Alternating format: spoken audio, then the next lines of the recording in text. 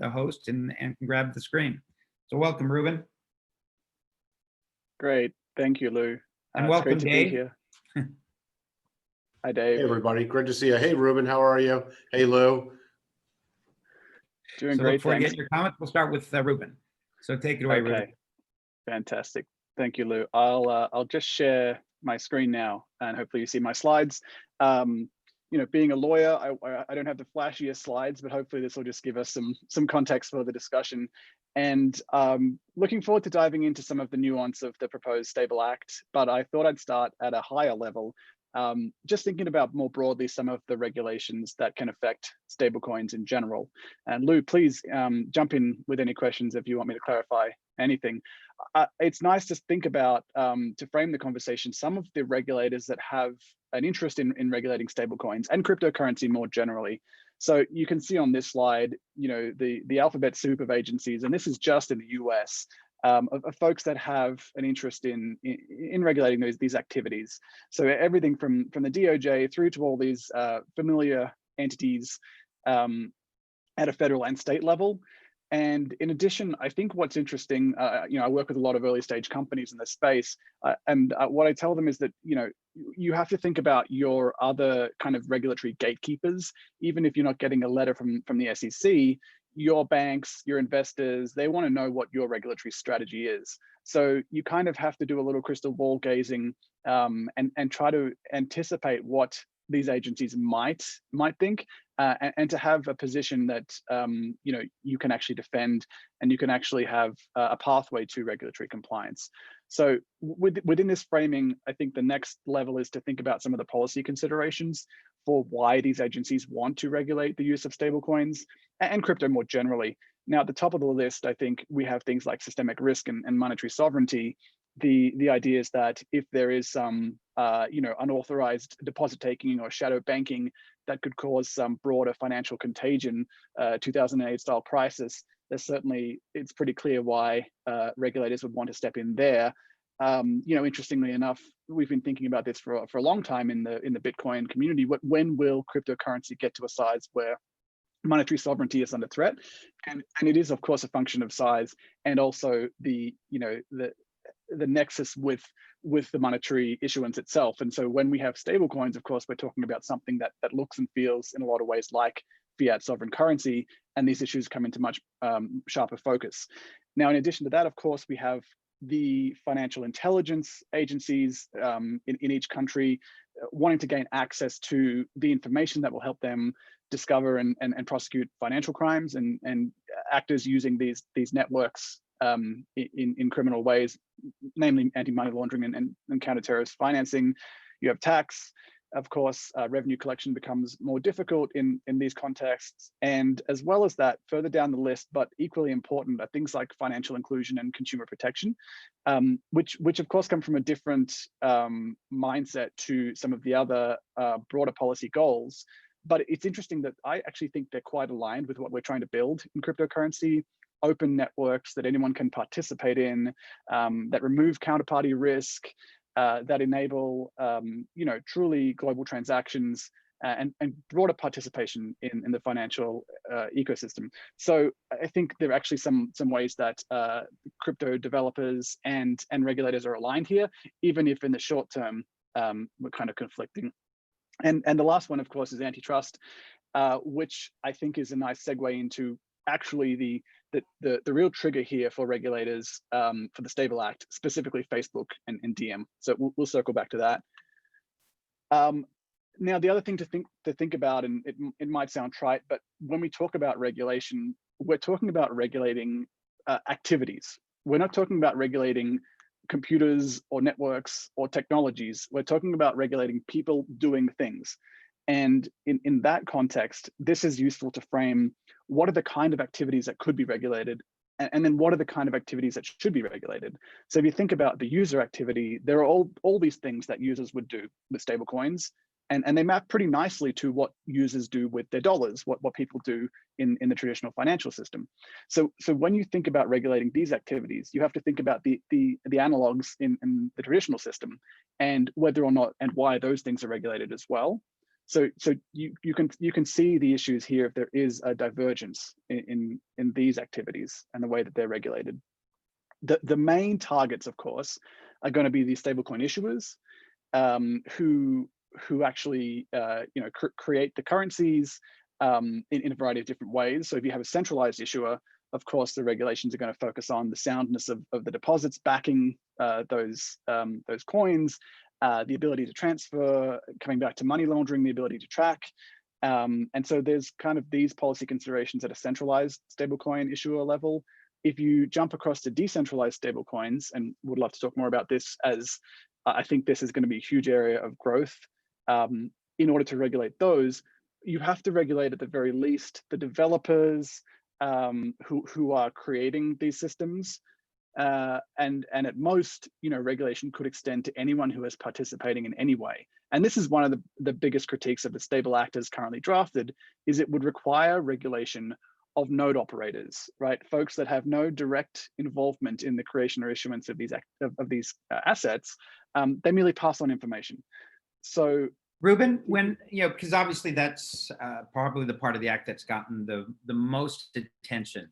Do you think that when the bill was written, that the people who were writing the bill understood the implications of what they wrote? So the bill as written doesn't really dive into this level of granularity around the regulated activities. It's broad enough to capture them. But what we do know is some of the sponsors and defenders of the bill have been very active on Twitter. And I think that's why the crypto community is so triggered by this bill, is because the policy objectives don't necessarily map to the way that the bill is broadly drafted. And some of the comments around how node operators will be regulated, like, frankly, they missed the mark, right? And I think that's the main concern. I reached out to the degree that I could contact them to a number of the people who were in the press release about the bill, gave quotes supporting the bill. And I couldn't get anybody on, but also I didn't know if they understood, right, the implications. Yeah, they certainly understand, and I think that's the broader issue, is that the length to which this would impact on people's freedom to participate in these networks is incredibly draconian if you look at the wording of the bill. And this is a draft bill. These things change, but what's interesting is that the stated policy intent of the bill is to ensure financial inclusion and to make sure that low and middle income earners have access to credit, access to financial products, which is quite a fair way removed from regulating node operators in this sense. And that was kind of my initial critique. I've been a little vocal about this and pointing out that that's a very important goal, but this is a very circuitous way to achieve it. And the impact, it's not like these technologies are going away. All the impact is that it'll just happen outside the United States. Is that your read? Yeah, absolutely. And I think the cat's out of the bag now, and that would only drive that activity offshore in a even more lightly regulated environment. Yeah, the barn door has been open for a while. The genie's out of the bottle. Yes. Cool. Well, I'll kind of zoom through some of the other current challenges, which are, and again, a lot of talk about self-hosted wallets and non-custodial wallets, which is a little bit of a tangent to the STABLEAct itself, but of course a broad threat to cryptocurrency and individual financial privacy and freedom as well. You have this being implemented in Switzerland, recently in Singapore, some proposed changes to the Payment Services Act, which would capture a lot more non-custodial activity potentially, which is concerning. And I think we've pretty much talked at this stage about the STABLEAct and some of the main issues there. But just to put a pin in it, the two main things are, we're talking about potential regulation of people that have no direct involvement in transactions, in the same way that platforms and internet service providers don't have direct involvement in every single piece of content that goes through their servers, and there's obviously a body of law around that. And I think that's the way to regulate these activities, to really focus on the centralized institutions that have the most, that regulating them can have the most positive impact. Having said that, which brings me to the second aspect, is that these entities are already regulated, right? The Center Consortium that issues USDC they're already subject to state money transmitter requirements. They have to have backing dollar for dollar for every stablecoin they issue, which is actually different, of course, to the way that banks operate with reserve requirements and capital ratios and everything like that.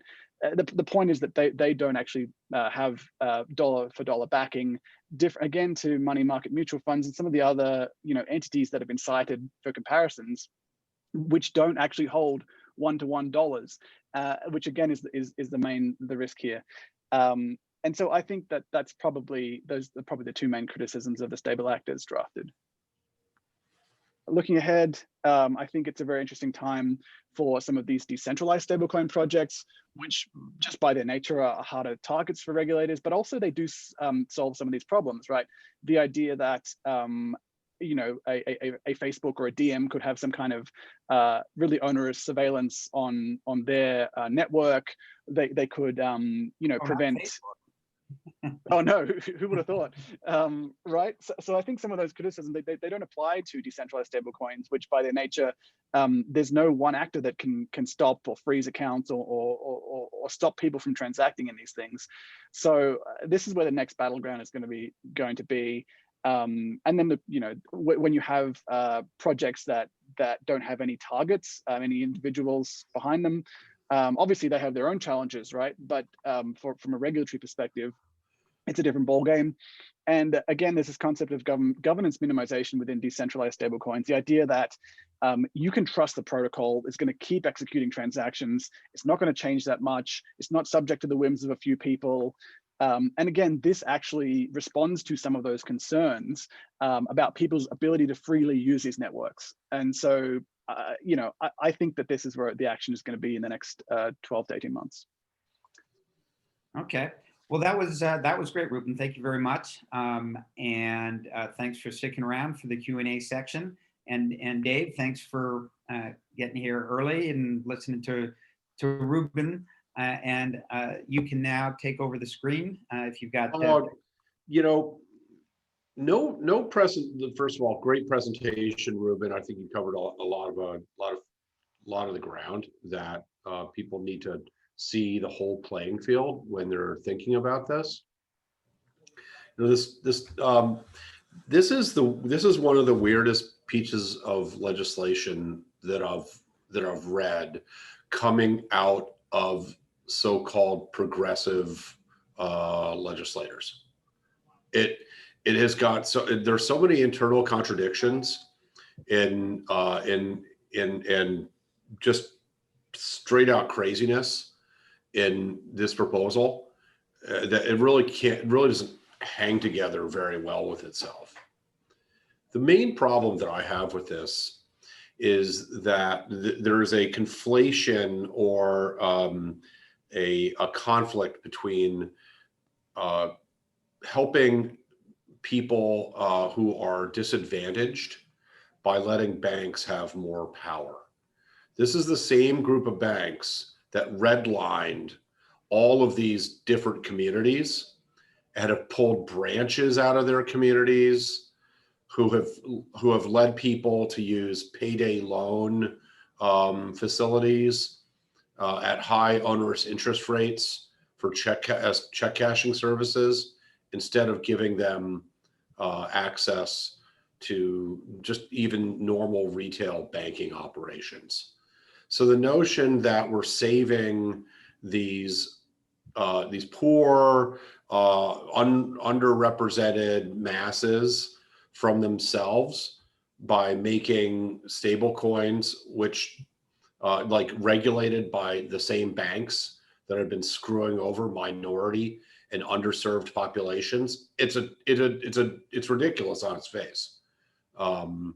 This thing really should be called the Payday Loan and Western Union Preservation Act,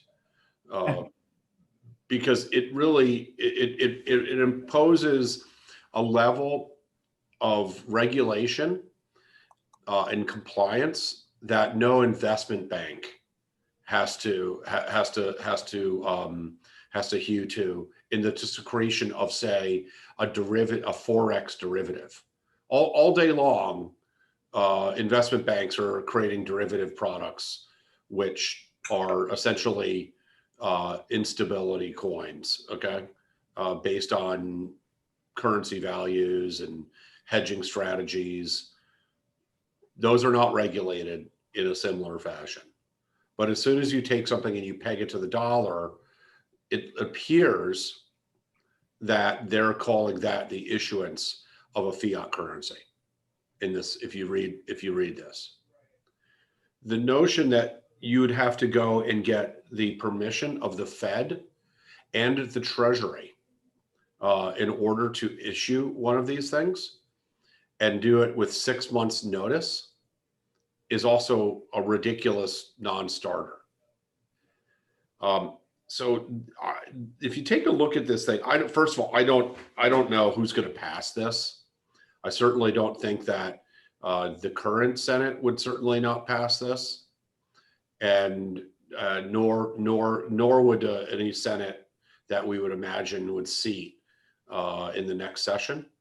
It's a ridiculous piece of legislation that nobody who represents underbanked people should be able to get behind.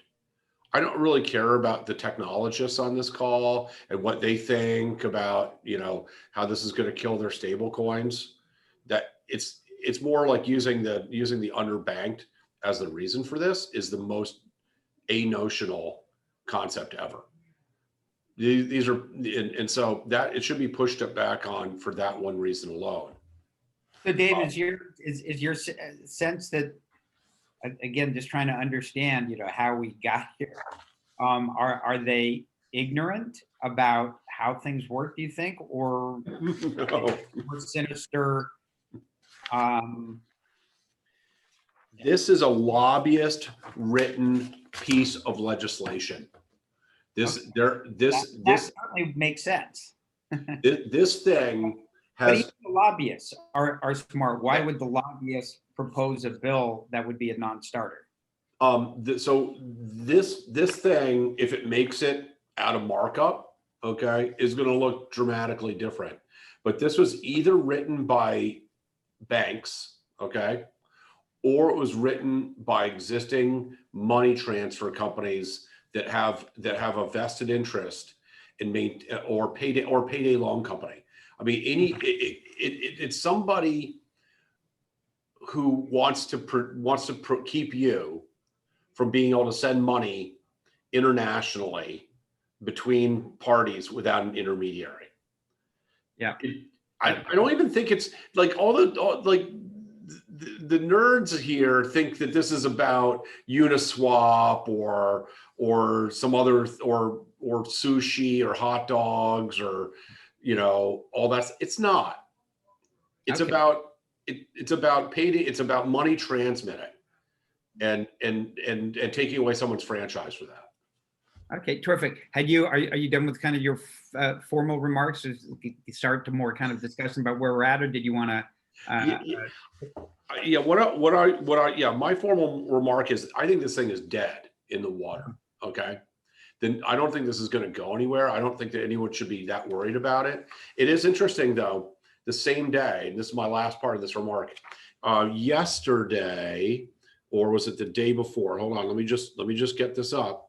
The members of Congress submitted, 8 members submitted a memo to the SEC asking the SEC to simplify the settlement of digital securities trades. That probably didn't land on your radar, but they asked Jay Clayton to let banks custody digital assets and settle trades. It's a very interesting kind of coincidence that around the same time that this is coming, which wants to franchise banks with creating stable coins, that another group that's not that was no part of this, wrote a request to enable banks to custody digital assets. And so that is an interesting letter that I'm happy to share with folks. But it should be, it's very weird. There are divergent things that they look different from different sides of the aisle that are all moving to enabling banks to take more control of this via overregulation. No, wouldn't be the first time. Wouldn't be the first time. So that's it. Those are my opening remarks. I think this is a lot of nonsense. So. So Reuben, where do you think we are in terms of kind of next steps with this bill? Well, this session is over, so this is going to show up in a House that is significantly different than the House that wrote it. And I have to take a look at where it ends up in the docket. But you can imagine that there are any number of lobbying organizations, including lobbying organizations from venture capitalists who have largely been the ones funding stablecoin companies. Because my other semi cynical view is that stablecoins were originally a VC product to park gains in crypto so they weren't taxed, and that they didn't have to be sent to banks.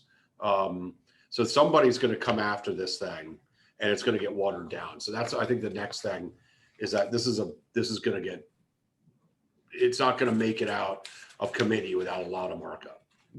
Okay, interesting. Well, you're not the first person to have a cynical view of VCs. Yeah. Reuben, I don't know if you have anything to add to that, and also, and also thoughts on, are there any other bills or legislations or even actually, if you want to comment, I thought that was super interesting. We had 48 states came out and are suing Facebook over their monopoly, and I wonder if that's going to have any impact on Diem. Yeah, I think Dave's exactly right about the prospects for this bill, but it will be back in some form, and I think this is a trend we're gonna keep seeing.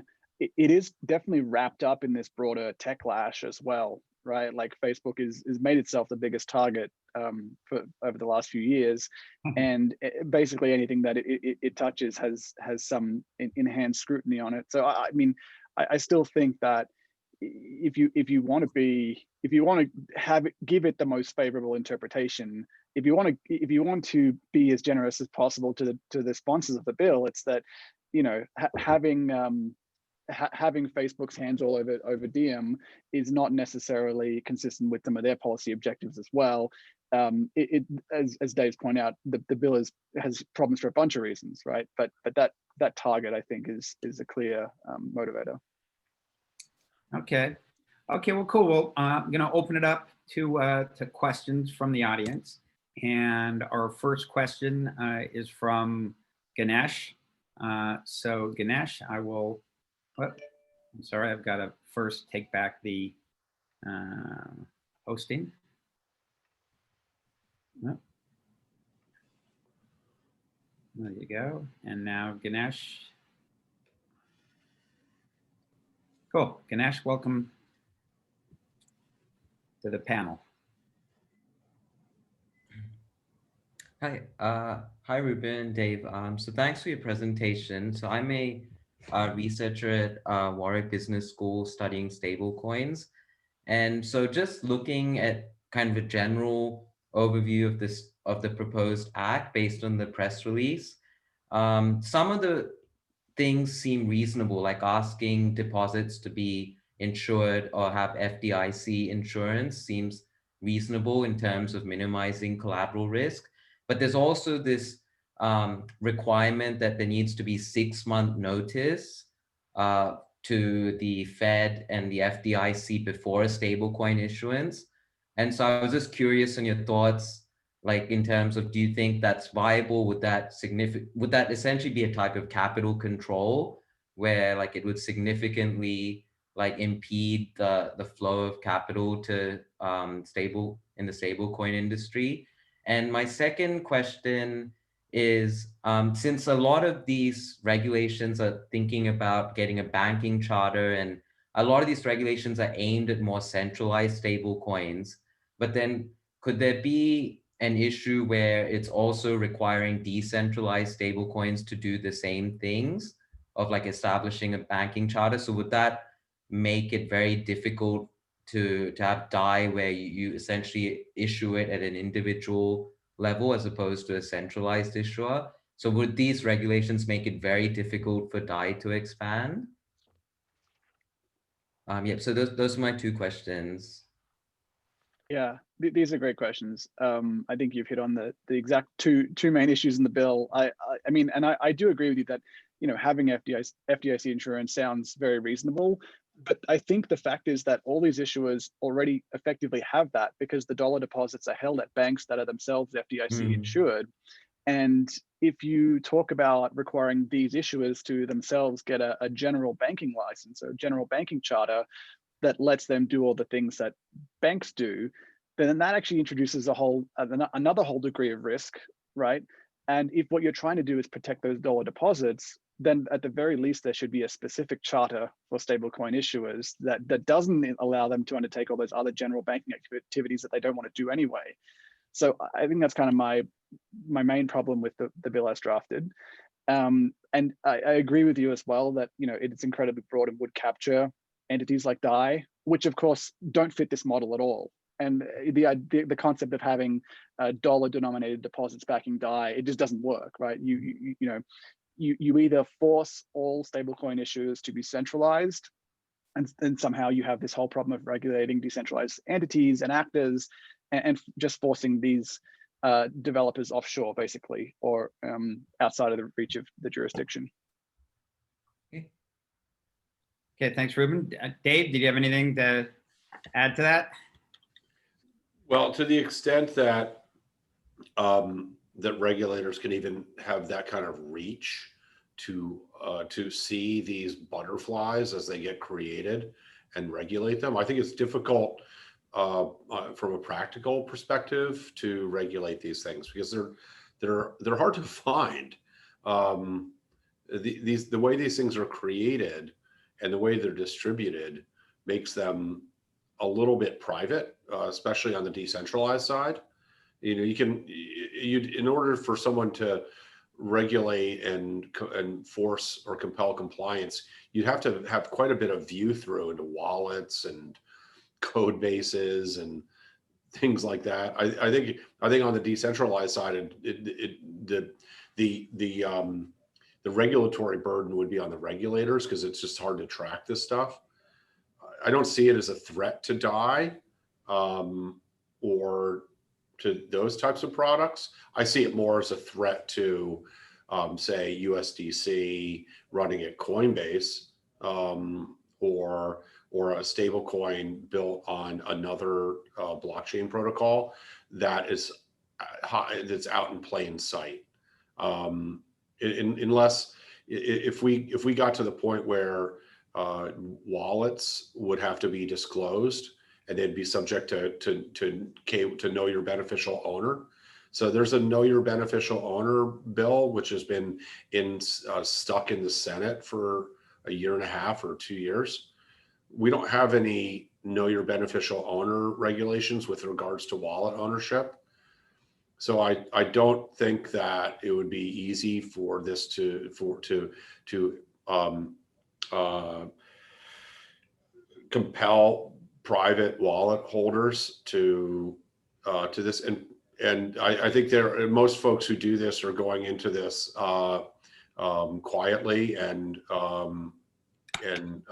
confidentially. I think this is much more of a centralized exchange problem ultimately than it is a decentralized exchange problem. Just, you know, to be succinct.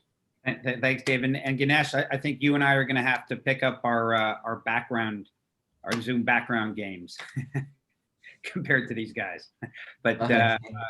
thanks, Ganesh. Okay, thank you, Dave. Thank you, Reuben. Okay, and our next question is from Lori. Lori? Hi, how are you? Thanks for taking my question.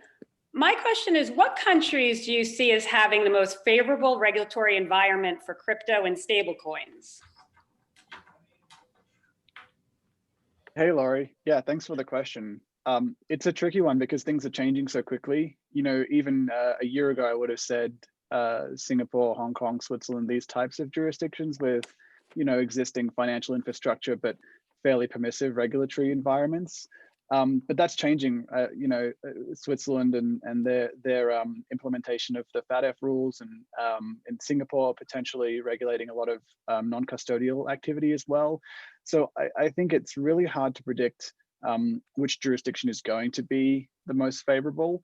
One observation is that there's going to be more cross-jurisdictional activity by teams that are not based or incorporated in any one location. You know, they're collaborating, they're using crypto to fund their projects, they're deploying smart contracts, and so they're not necessarily tied to any one jurisdiction. Of course, that's like not a defense to any you know, breaching any regulations anywhere. But in terms of enforcement, I just think that this kind of proposed regulation is going to force development activity to be done in this way. Okay, thank you so much. Appreciate it. Okay, thanks, Lori. Dave, you have any thoughts on other regulatory environments outside the U.S. that you see as being more favorable? Well, the more favorable, the more investor protections you have in a regulatory regime, the worse ultimately that they're going to be for so-called crypto projects. Okay, because you know. Yeah. So what countries you think? Yeah. So I'm just going based on starting with that. Okay, as the assumption. The best place for this are places that are extremely politically unstable, where you know, African countries, places where there is where the regimes are weaker in terms of rule of law, and you know, certain Asian countries.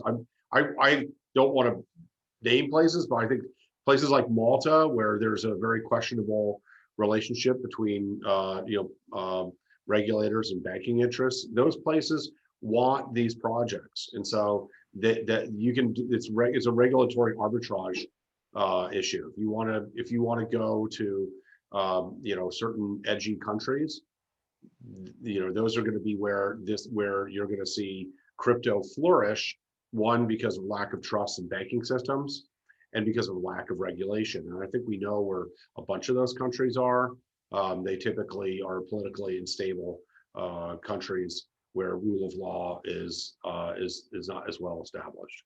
So Okay. in the meantime, if you're doing regulated so-called crypto projects, Singapore and the United States are by far the best jurisdictions for that, especially if you're concerned about investor protection. If you're concerned about investor protection, it means you care less about ultra alpha and you're more interested in passive beta. Makes sense. Thanks, David. So if anybody in the audience has questions, you can put it into the chat. You know, I've got a few more. I think probably the most interesting thing in stablecoins from a regulatory standpoint, in my view, is how Tether is you know, being treated and looked at, and what's going to happen with Tether. And I don't know, Reuben, do you have any views on that? I mean, you know, Tether's been playing this game for years now, and I think that they're probably no more under threat. Like the all their activities didn't, the STABLEAct didn't you know, materially increase their risk area. You know, they've been doing this for a while, so I don't know. If you asked me 3 years ago, I thought Tether was probably going to collapse. They've managed to play the game well enough. I personally don't use Tether, but you know, I think they're always just have managed to stay one step ahead. Yeah, I mean, it's from my perspective, Tether's like you know, such an interesting lesson in that when it came out that they didn't, you know, or the regulators said that they only had 75 cents on the dollar. backing all of the stable coins, like the industry cared for like 15 seconds. And it's been trading at $1, or right around generally ever since. And it seems, that actually what is money, nobody's getting the tether to bring it to the bank, get $1. They're getting it so they can give it to the next guy and he'll accept it as $1. And so far, I think that's worked great. Yet Tether is not mentioned in this bill whatsoever, right? Nor any other of these instruments, which is very interesting to me. Tether is really a wild, right? How does that not die, right? It just keeps on going. It's amazing. Well, I don't mean, how is Tether different than the US dollar, which is going to die first? I mean, at least Tether maybe has 75 cents on the dollar backing it. The difference between Tether and the US dollar is you are not forced to buy Bitcoin with Tether, but you are forced to buy oil with the dollar. That's one of the major differences between Tether and the US dollar. So yeah, that's a fair point. But do you think that forcing is going to be ebbing? what do you say that again? Oh no, that you think that the dollar's dominance as a reserve currency and the global currency of payment, that we've seen the high watermark of that. If you own property in the United States, you definitely want the US dollar as a reserve currency. But Sure.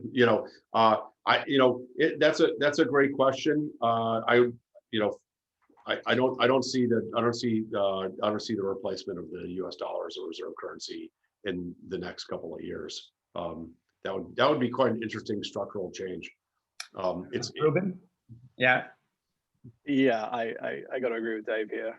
I mean, I think one interesting just philosophical angle is like, this concept of being backed by things, and I think that's the mindset that regulators are still in, that the stable coins are inherently like backed by $1, and that is what gives them value. And for sure, that's true right now. But if you think about Bitcoin and other cryptocurrencies, of course, the backing is not what gives it the value. And I think we're going to move to a world where you can have stable coins that are supported by more than just the backing. It's supported by whether it's algorithms, whether it's other collateral that give people that confidence rather than this concept of being backed. Okay, it's never a dull moment. From a regulatory standpoint, obviously, kind of the biggest sandbox here in the States appears to be Wyoming.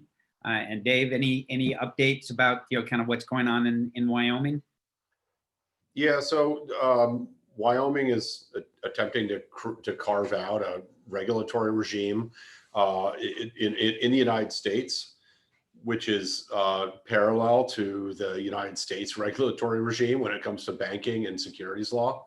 I think it's an interesting experiment. I don't think that the SEC and FINRA and Office of the Controller of the Currency are going to see it the same way as people in Wyoming. But I think it's an interesting experiment. I think that going back to the 1823 and allowing states to issue their own currencies and have their own banking rules, I still think we're going to maintain a centralized financial regulatory environment in the United States. Regardless of whether people want to have an alternative to Delaware law or the SEC or FINRA. And Reuben, anything to add about Wyoming? I think Dave covers that pretty nicely. I agree. Yeah. I think it's. I don't know Caitlin, but she certainly seems to be trying to do God's work relative to the industry in Wyoming. And I think she was just again mentioned on was it CoinDesk or 10 most important people in the U.S. I think or 10 in crypto. How do you have a bank though? How does a bank make money? How do you create commerce when you don't use fractional reserve banking? Banks are the ones who create money, right? Banks take deposits and they're able to issue loans against those deposits with, a certain reserve requirement, 3 to 6%. Well, is DAI money? What's that? DAI money? Sure, why not? Okay. Right. If you think banks are the only ones who can make money. Well, no, I mean, according to that's the theory on banks, is that the Fed doesn't make banks make money. Fed doesn't make money, the banks make money, and they borrow from the Fed to do that. So, and I don't see how you can create a bank like they have in Wyoming that has a 1-to-1 loan to deposit ratio. I'm not sure how you make money doing that, or how you grow a business like that. I just think it's an interesting concept, but so. Okay. Yeah, I think that was what I was getting at earlier, which is that basically, this is not deposit taking or general banking in the traditional sense. It's creating other financial infrastructure that enables other forms of value creation, right? But it really is just payments infrastructure. Mm-hmm. You're able to move these assets around, and so it doesn't make sense to regulate these entities, at least the stablecoin issuers, as banks. It's really more, new payments infrastructure that's open, and I think that's the policy lens that we should look at it through. I like that. Okay, guys, we're coming up to the top of the hour. Let me finish it off with this one question. As we're looking at the regulatory environment here in the U.S., here we've got the STABLEAct. Dave, I'll start with you. What are you looking for from the regulatory front here in the U.S. In 2021? So what I want out of the United States is to enable more private issuers to be able to create digital assets that can be traded on regulated ATSs without a Rube Goldberg regulatory setup that doesn't allow digital assets to be traded the same way that certificated assets have been traded. So the SEC and FINRA are making some strides, and I'm looking in 2021 to see a simplification and a normalization of the trading of digital assets, meaning security tokens or digital representations of equity ownership, to be able to trade them similar to the way stocks and bonds are traded today on the NYSE and NASDAQ. Well, that's what you're hoping for. You think we'll make much progress next year? Yeah, we made a lot of progress. The SEC issued a no action letter to FINRA on September 25th that liberalized and put a structure in place. It was called the 3-step process. We're looking for simplification of that to make transfer agents like my company, Vertalo, ability to be what's known as a good control location for these assets, so that you do not need to have a custodian or a bank settle the trade, but instead the settlement of the trade can happen at a broker dealer like it can in so many other types of trades. And we expect if not in 2021, that will be normalized by 2022, as soon as everyone gets understands that these are just non-certificated assets. Which, by the way, same as DAI and all these other things, they're just non-certificated assets. So let's hope. Reuben, what are you looking for in 2021? Well, I'll tell you what I hope for, but I can tell you probably almost certainly won't happen, at least not in 2021. I'd like to see some more new regulatory frameworks that actually address the unique risks of the technology, rather than trying to shoehorn the new technology into the existing frameworks. So, obviously we talked about the STABLEAct a lot. With the SEC, Commissioner Pierce's proposed framework, that's a great step in the right direction, right? Another example is with the CFTC regulating, clearance clearing of commodities trading in the same way in the traditional system. What we really need is regulation that enables companies to grow into the new framework and have regulation that addresses those risks. So obviously, digital assets that settle on a blockchain don't really need traditional clearing infrastructure, but right now there's no way for platforms to make blockchain clearing infrastructure fit within the existing framework, right? So, obviously addressing the risks of unregulated exchanges is one thing, but you need to be able to do it in a way that enables folks to comply. Otherwise, we're just rebuilding the existing systems. Yeah. So just to go back really quick, what Reuben was talking about today, the SEC and FINRA do not recognize the blockchain as the ultimate source of truth for ownership, and they rely actually on spreadsheets or even index cards are a better place for this data. So what we need them to do is to trust the networks and the confirmation process, the consensus mechanisms, that that blockchain is great for settling trades and also for non-proxy direct ownership. Yeah, well, I think you're probably preaching to the choir here on the call. Well, thanks, Dave. Thanks, Reuben, for joining us. And both of you were great guests. Thanks for everybody who dialed in. We've got a great show next week on, will be Stablecoins are killing it, number 20, episode number 24. And with that, we'll sign off. See you guys. Bye, Lou. See you, Reuben. Thanks, Dave. Thanks, Lou.